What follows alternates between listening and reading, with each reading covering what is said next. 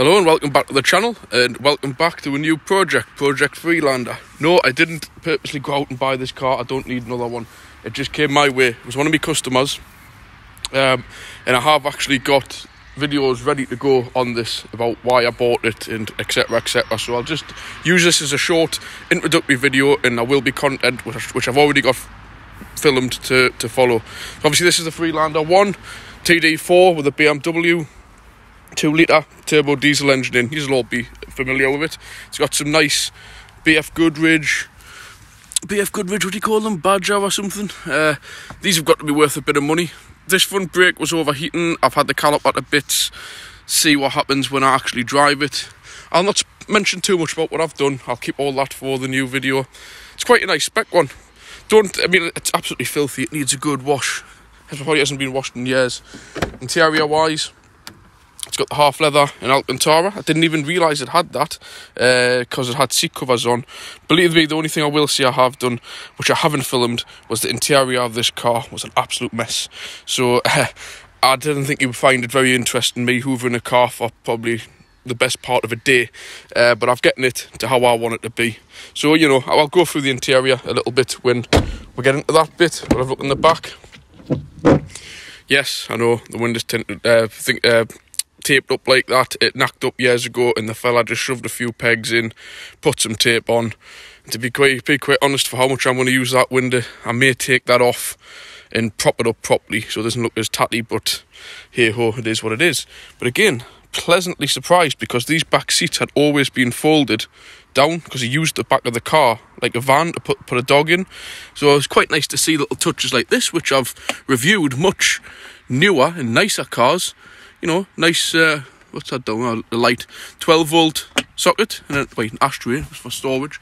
Electric rear windows, sunroof, nice bit of storage up here. I still need to clean the headlight, and I realised that was quite dirty before, but you know, it's a project in process at the minute. But really nice condition back seats. That's not a mark, that's just compression mark where the seat belts have been, because the back seats have been down for that long. Nice armrest there. Really pleased with how much this is tidied up, actually. Around the back a bit. Again, it's the pre-facelift one, which I personally prefer, where you've got the Land Rover embossed across the back. The kind of more agricultural bumpers like this without being painted, which again I prefer. And they didn't really change much else. A few things on the interior, which is here and there.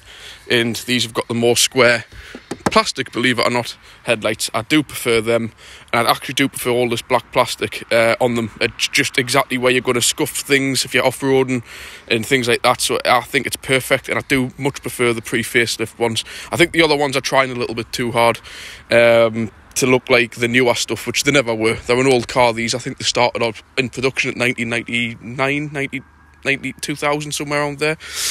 As you can see, I've had the back brakes part, and I just tidied up the drums, but unfortunately that looks nice and shiny, and the rest of the car is just absolutely minging, so we'll not go too much into that. We'll have a look around the back. I did fit a new boot catch to this a couple of months ago when the guy owned it. That was about £250. It's like the main mechanism for the lock, this bit here, so that's nice to have. Again, it may look tatty in areas, but believe me, that's actually really, really tidy. I should have gotten some photographs before I started.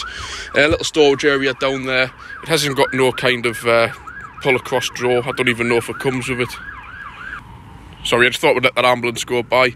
Yeah, so obviously that's tidy as I need it to be, because this is going to get used for the dog to go in the back. I do not know how on earth I have ended off with 4 cars. I've got the Amiga, the Freelander, I'm even forgetting the ML and the Peugeot 406. It's getting a bit ridiculous, but I don't know. We'll see what happens with them. See which one I prefer. So again, I like these because they've got the drop-down glass on the boots, which can be temperamental. But you know, when you close it, it does just go up that little bit. Spare wheel on the back. You know, old school looking 4-wheel drive. I quite like that, actually. I was going to put a cover on, but it's fine. Little mark here. That's like just rubber of some kind, a bit of petrol. I think they'll bring that straight off, no problem. Again, that wheel's looking a bit tatty. Get that cleaned up with some wheel cleaner. And this door's got a nasty creak on it. I think the hinge or something's getting a bit loose down there. But again, tidy enough. You know, for what I need it to be, it's tidy enough. We'll have a quick look under the bonnet.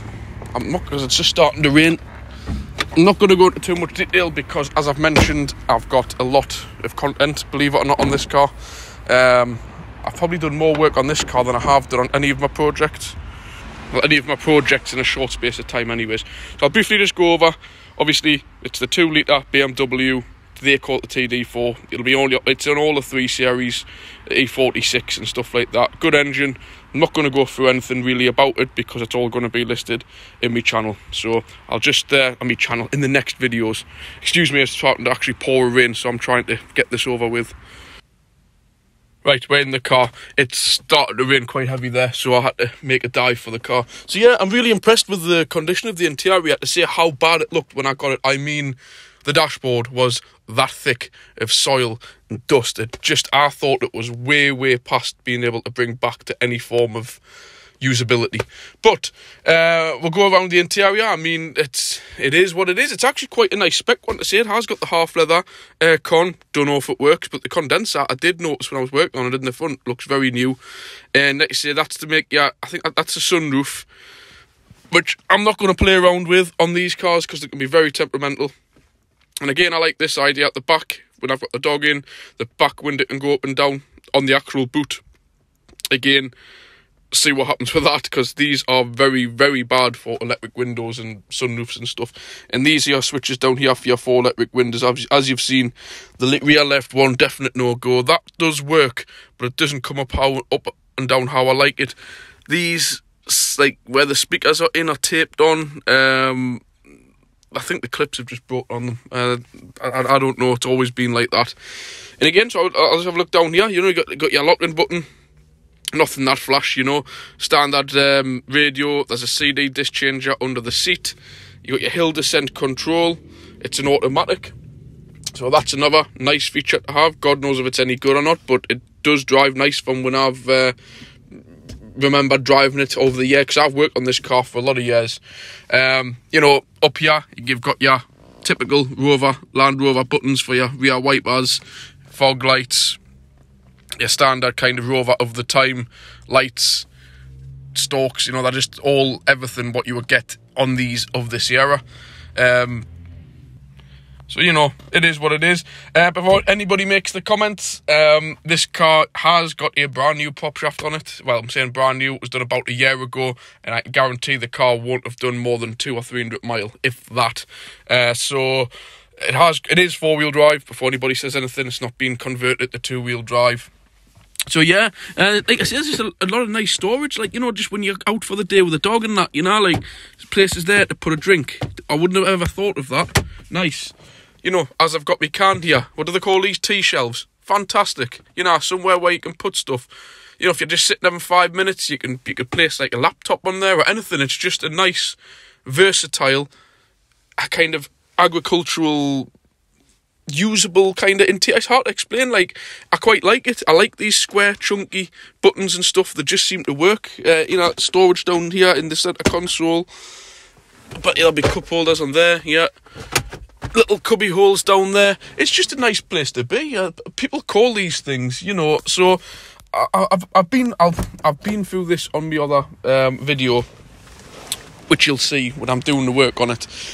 I don't want to have too much negativity on the channel because I haven't got time. I don't get paid to be writing back to people wanting to just argue for nothing. So I didn't go out and buy this car. So before anybody starts slating them and calling them rubbish and God knows what, I'm not interested. This car come into my garage and the work that needed done, the customer had enough, he had spent enough on the car, he had had it for over 10 years. I just offered him a price, he was happy to take it, and I've been on for the last week to week and a half getting the thing back up and running. So, you know, I'm not interested. Before we start, no, it's not the K Series engine, even if it was, not bothered. Just, I'm getting it, it's a project. Just kind of stay positive if you can, you know, like, I mean, if I sit all night just going back and forwards with people writing stuff about, like, you know, like, this car's bad, that's bad, that's fair enough, that's your opinion, that's great, but, you know, I haven't paid a lot of money for the car, we'll see how it goes, and that's that. So, I'll catch you on well, I'll have the other videos uploaded. So that's the new project, the 4th one on the fleet, Project Freelander. If you like it, like, comment and subscribe. And I thank very much all the people who do keep positive and write regular messages and like the videos. I much appreciate your time. As I've mentioned, I don't get paid, I don't get sponsored off anybody. I just purely do this out of my free time. Bit of a hobby, a bit of a pastime, you know, especially through lockdown. But now things are getting back to normal, I'm debating what I should be doing with the channel, you know. I mean, I think I should be pushing for some kind of sponsorships or stuff like that. I mean, you know, I just don't know how you go on about doing it. So if anybody is familiar with YouTube, if you could drop us a message below and let us know. I mean, one thing I have noticed when I've watched some of my videos on a different device, occasionally there's adverts on them. Don't think I've got anything to do with that. I do not get paid nothing. So I don't know why YouTube have started putting advertisements on my channel when I'm not getting a single penny. So if anybody knows anything about this, send us a message. I'll really be interested to find out. So thanks for watching again. Catch you next time. Bye.